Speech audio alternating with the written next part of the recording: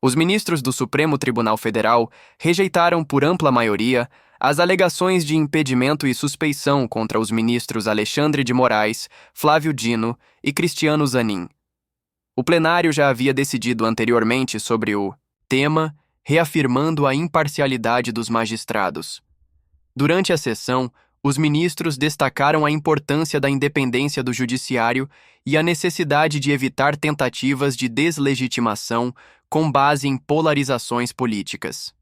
Assim, a Corte manteve a validade das decisões e seguiu com o julgamento dos denunciados. As teses defensivas, presidente, como eu já havia anunciado anteriormente, de forma englobada, a primeira, alegada pelas defesas de Anderson Gustavo Torres, Augusto Heleno Ribeiro Pereira, Paulo Sérgio Nogueira de Oliveira, impedimento, suspeição e ausência de imparcialidade deste ministro. O relator dos ministros Flávio Dino e de Vossa Excelência, presidente. Não vou gastar muito tempo com isso, uma vez que agora, recentemente, em sessão plenária do Supremo Tribunal Federal, por 9 votos a 1, o plenário do Supremo Tribunal Federal rejeitou a arguição de suspeição e impedimento em relação a mim, por 9 votos a 1 também rejeitou em relação ao ministro Flávio Dino e por 10 votos a 0 rejeitou em relação a Vossa Excelência. Então, essa matéria já preclusa por decisão do plenário, afasto a preliminar. Como vota o ministro Flávio Dino em relação a essa questão preliminar? Senhor presidente, saudando novamente a todos, todas, os presentes. É claro que voto em relação às outras arguições e eu faço chancelando a lembrança feita pelo eminente ministro Alexandre de Moraes, que esta se cuida de uma questão já enfrentada pelo plenário e por larga maioria, 9 a 1, 10 a 0 em todos os casos. E cito uma recente manifestação do Chief Justice da Suprema Corte dos Estados Unidos, que muito corretamente, de modo institucionalmente necessário, em vista do debate jurídico no mundo, lembrou a importância da preservação da independência judicial, da imparcialidade por toda a sociedade.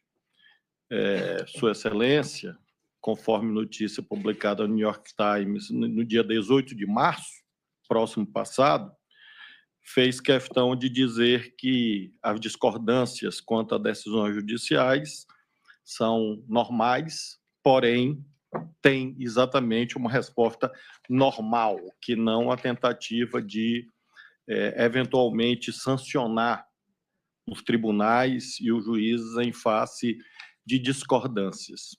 E Sua Excelência, o presidente da Suprema Corte dos Estados Unidos, com isto corroborou uma interessante declaração dada por ele próprio, já na condição de Chief Justice, nomeado, lembremos, pelo presidente George W. Bush, e, portanto, já exercendo há longo período este cargo, deu uma importante declaração, que, a meu ver, é muito elucidativa, em razão do que foi, inclusive, muito bem referido pelas brilhantes sustentações orais na tribuna. Às vezes, em razão daquilo que se convencionou chamar de, entre aspas, polarização, há uma tentativa de transformar os tribunais em parte dessa polarização. E eu concluo a minha manifestação reproduzindo, entre aspas, o que disse John Roberts. Não temos juízes Obama ou juízes Trump, juízes Bush ou juízes Clinton. O que temos é um grupo de juízes dedicados fazendo o melhor que podem para fazer o mesmo direito àqueles que comparecem diante deles. Esse judiciário é algo pelo qual todos nós deveríamos ser gratos. Então, inspirado nessa referência constitucional que a experiência brasileira adotou desde o alvorecer da República, é que considero que não há lastro nem constitucional, nem infraconstitucional para o acolhimento, e por isso acompanho o eminente relator. Como vota o ministro Luiz Fux? Senhor presidente, saudando também Vossa Excelência, o Luiz Procurador-Geral da República, a nossa decana ministra Carmen Lúcia, ministro Alexandre de Moraes, ministro Flávio Dino. Senhor presidente, eu também tive a oportunidade de lançar meu voto e assim o fazia também, na medida que pertencia a vários colegiados. Quem decide essa questão é o presidente, ou então o próprio ministro. E essa questão foi decidida, o presidente entendeu que o ministro Alexandre estava no exercício da sua independência jurídica ao decidir todas essas questões, e também Sua Excelência se entendeu isento para julgar. O fato do ministro Alexandre de Moraes ter atuado com tanta exação e competência é motivo de elogio, não motivo para afastá-lo do processo. Eu rejeito a alegação. Obrigado, ministro Luiz Fux. Como vota a nossa decana, a ministra Carmen Lúcia? Obrigada, presidente. Cumprimento também Vossa Excelência, reiterando os cumprimentos da manhã, os senhores ministros, procurador-geral, senhores advogados, todos que nos acompanham, senhores magistrados. Presidente, essa questão, como a que já foi mencionada e reiterado, já foi decidida pelo plenário do Supremo, portanto, é de acatamento. Ademais, a indicação de parcialidade, de possível parcialidade, que é o que é indicado, principalmente em algumas das defesas, parece-me não se ter qualquer comprovação, muito diferente disso, como atestou o plenário na conclusão daqueles julgamentos.